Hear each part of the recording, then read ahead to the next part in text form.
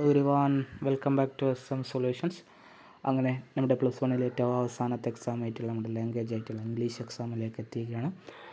എല്ലാവരും ഇതുവരെ കഴിഞ്ഞ എക്സാംസുകളൊക്കെ എങ്ങനെ ഉണ്ടായിരുന്നു എന്നുള്ളത് ചാറ്റിൽ ഗ്രൂപ്പ് വാട്സപ്പ് ലിങ്കിൽ ക്ലിക്ക് ചെയ്തൊന്ന് അറിയിക്കുക.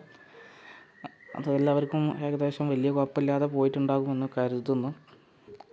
ഒരു കെമിസ്ട്രി മാത്രം ഒന്ന് ചെറുതായി ടെസ്റ്റായി ചോദിച്ചിട്ടുള്ളൂ. ബാക്കിയുള്ളതൊന്നും വലിയ ടെസ്റ്റായിട്ടൊന്നും ചോദിച്ചിട്ടില്ല. മാത്സൊക്കെ എക്സ്പെഷ്യലി വളരെ സിമ്പിളായിരുന്നു. നമ്മുടെ മോഡൽ എക്സാമിനെയും നമ്മുടെ കഴിഞ്ഞ കൊല്ലത്തെ പബ്ലിക് എക്സാമും ഈ കൊല്ലത്തെ തന്നെ നമ്മുടെ ക്രിസ്മസ് എക്സാമിനൊക്കെ അപേക്ഷിച്ച് നോക്കുമ്പോൾ മാത്സൊക്കെ വളരെ സിമ്പിളായിരുന്നു. അപ്പോൾ ആ കഴിഞ്ഞതൊക്കെ നമ്മൾ ഇങ്ങനെ നിൽക്കട്ടെ. ഇന്നത്തെ നമ്മുടെ ഇംഗ്ലീഷ് നാളത്തെ എക്സാമിന് വേണ്ടിയിട്ടുള്ള ഇമ്പോർട്ടൻ്റ് ആയിട്ടുള്ള ഡിസ്കോഴ്സുകളൊന്ന് നോക്കാൻ പോവുകയാണ്. ഒന്നാമത്തത് സ്പീച്ചാണ്. അത് ഒന്ന് കോൺഫിഡൻസിനെ കുറിച്ചിട്ടോ സക്സസ്സിലേക്ക് നയിക്കാനുള്ള കാര്യങ്ങൾ ബന്ധപ്പെടുത്തിയിട്ടുള്ള ഒരു സ്പീച്ച് ചോദിക്കാൻ സാധ്യതയുണ്ട്. അതല്ലെങ്കിൽ എന്താണ് ഗാന്ധിയൻ ഐഡിയാസ്. ഇതാണ് റിപ്പീറ്റായിട്ട് നമ്മൾ ചോദിച്ച് കാണുന്നത്. അടുത്തത് പ്രിപ്പയർ പ്രൊഫൈലാണ്. ആൻ്റൺ ചെക്കോവിൻ്റെതോ അല്ലെങ്കിൽ APJ. അത് നമ്മുടെ ടെക്സ്റ്റ് ബുക്കിൽ നിന്ന് ചോദിക്കുകയാണെങ്കിൽ ഈ രണ്ട് പേരാണ് ചാൻസ് കൂടുതൽ. അല്ലെങ്കിൽ അത് സാധാരണ ചോദിക്കുന്നത് പോലെ പുറത്തുനിന്നുള്ള ഒരാളുടെ ചോദിക്കാനാണ് സാധ്യത. അടുത്തത് നമ്മൾ മോഡൽ എക്സാമിന് രത്തൻ ടാറ്റയുടെയാണ് ചോദിച്ചത്. അപ്പോൾ അതുപോലെ പുറത്തുനിന്ന് വേറെ ഏതെങ്കിലും ഒരാളുടെ ചോദിക്കാനാണ് സാധ്യത. MT വാസുദേവൻ നായർ ചോദിക്കാൻ സാധ്യതയുണ്ട്. അങ്ങനെ ഇപ്പോൾ അതുപോട്ടെ. അടുത്തത് you are inspired by APJ speech or use cyber space prepare email ചോദിക്കാൻ സാധ്യതയുണ്ടെങ്കിൽ അത് APJ അബ്ദുൽ കലാമിൻ്റെ ചാപ്റ്ററുമായി ബന്ധപ്പെടുത്തി അദ്ദേഹത്തിൻ്റെ എന്തെങ്കിലും കാര്യങ്ങളുമായി ബന്ധപ്പെടുത്തിയിട്ടോ അല്ലെങ്കിൽ സൈബർ സ്പേസിനെ പറ്റി ബന്ധപ്പെടുത്തിയിട്ടുള്ള ഒരു ഇമെയിൽ ചോദിക്കാൻ സാധ്യതയുണ്ട്. അടുത്തത് ലെറ്റർ ടു ദ എഡിറ്ററാണ്. അതൊന്ന് വേസ്റ്റ് മാനേജ്മെൻറ്റ് അല്ലെങ്കിൽ ഡിസാസ്റ്റർ മാനേജ്മെൻറ്റ്. ഡിസാസ്റ്റർ മാനേജ്മെൻറ്റ് എന്ന് പറഞ്ഞാൽ ഈ രണ്ടെണ്ണേ ചാൻസ് ഉള്ളൂ. അടുത്തത് interview with cyber space author. Cyber space എഴുതിയിട്ടുള്ള ഓതറിനെ നിങ്ങൾ കണ്ടുമുട്ടാൻ ഇടയാകുന്നു. അതുമായി ബന്ധപ്പെട്ട അവരുമായിട്ട് നിങ്ങൾ ഇൻ്റർവ്യൂ ചെയ്യുന്ന ഒരു ക്വസ്റ്റ്യൻസ് തയ്യാറാക്കാനുണ്ടാവും. പിന്നെ ആർട്ടിക്കിൾ തയ്യാറാക്കാനും ഗാന്ധിയൻ ഐഡിയ അല്ലെങ്കിൽ ഡിസാസ്റ്റർ ഇൻ വേൾഡ് അത് ആർട്ടിക്കിൾ തയ്യാറാക്കാനുണ്ടാവും. അത് അല്ലെങ്കിൽ ന്യൂസ് റിപ്പോർട്ടായിട്ടും ചോദിക്കാം. പേപ്പർ റിപ്പോർട്ടാണ്, ലൈവ് TV അല്ല. അത് ശ്രദ്ധിക്കുക. അടുത്തത് ലൈവ് TV റിപ്പോർട്ടാണ്. ലൈവ് TV റിപ്പോർട്ട് ഒന്നെങ്കിൽ ട്രിപ്പ് ഓഫ് ലേഹോള അല്ലെങ്കിൽ കടാവ്.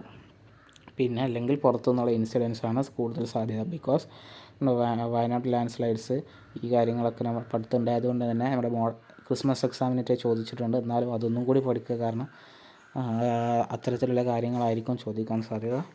അടുത്തത് ട്രാവൽ എസ്സേയാണ്. ട്രാവൽ എസ്സേ നിങ്ങൾ വിസിറ്റ് ചെയ്ത സ്ഥലവുമായി ബന്ധപ്പെട്ട്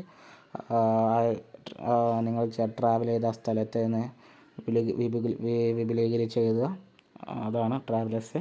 സിമ്പിളാണ്. അടുത്തത് ലെറ്റർ ടു ദ എഡിറ്ററാണ്. ലെറ്ററാണ്. അത് appreciating village boy. APJ Abdul കലാമിൻ്റെ പാഠത്തിലുണ്ടല്ലോ അപ്രിസിയേറ്റ് ചെയ്യുന്ന ആ ഒരു അല്ലല്ലോ, വില്ലേജ് ബോയ് അതിലല്ലല്ലോ, അതിൽ തന്നെയാണ്. അടുത്തത് കൺഗ്രാജുലേറ്റിംഗ് ഹസ്സനെ കൺഗ്രാജുലേഷൻ ചെയ്യുന്ന ഒരു ലെറ്റർ. അല്ലെങ്കിൽ എന്താണ് നിങ്ങളുടെ എക്സ്പീരിയൻസ് മറ്റുള്ളവരോട് ഷെയർ ചെയ്യുന്ന ലെറ്റർ.